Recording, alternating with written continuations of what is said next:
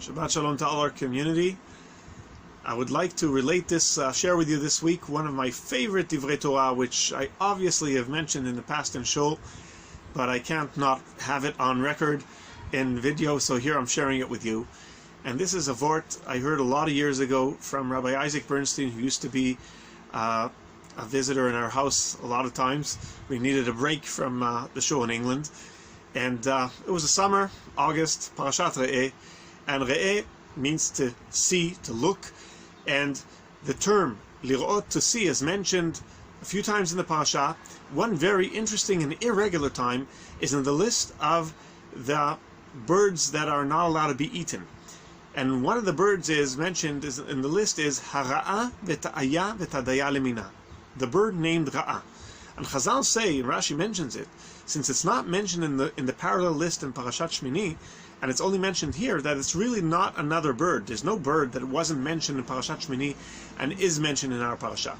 It's the same bird as the Ayah and Daya.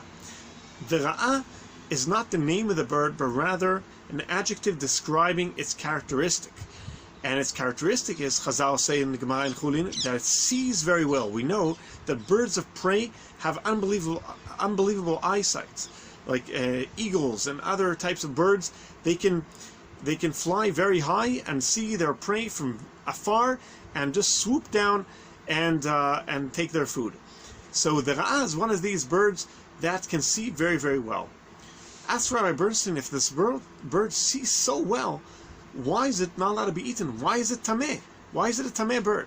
And he answers as follows. The Gemara in Chulin Daf Tzadiyeh says that describes its eyesight. Omed beBavel vero'eh nevela be'eretz Yisrael. It could stand in Bavel in Babylon and see a nevela, see a dead corpse that it would eat, like its prey, in Eretz Yisrael. It sees that far. But, points out Rabbi Bernstein, that bird is in Bavel. He doesn't see anything wrong about him or where he is. He doesn't see any nevela around him. He only sees the nevelot in Eretz Yisrael. He only sees the bad things in Eretz Yisrael. Sometimes, he says, there are people who don't see anything wrong with what's around them, don't see anything wrong in themselves. They only find the wrong things in other people. They find the wrong things far away from them. They are perfect. Their surroundings are perfect. He would also compare it to some people who sit in Chutz La'aretz and criticize everything that's going on in Eretz Yisrael. And they say, well, we're okay, we're perfect, we can not make Aliyah, but we can say whatever we want and see all the bad things about Eretz Yisrael.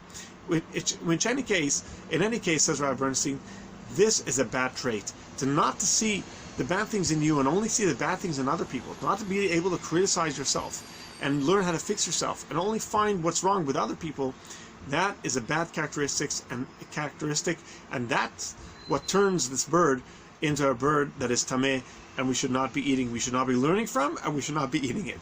So, with this message, I think we should go into our Shabbat and think about what do we see good in other people? What can we look and see the good in other people, the good in our surroundings, even in difficult times? And just an example from this past week, 2 days ago, I get a call from our member Dave Wolf, who's serving in Miluim these days in a hotel in Tel Aviv and welcoming new Olim Chadashim. They need to go into Bidud, and in these difficult times, in this financial and medical situation in Israel, people are making Aliyah from over 20 different countries in Europe, South America, and other places in the world.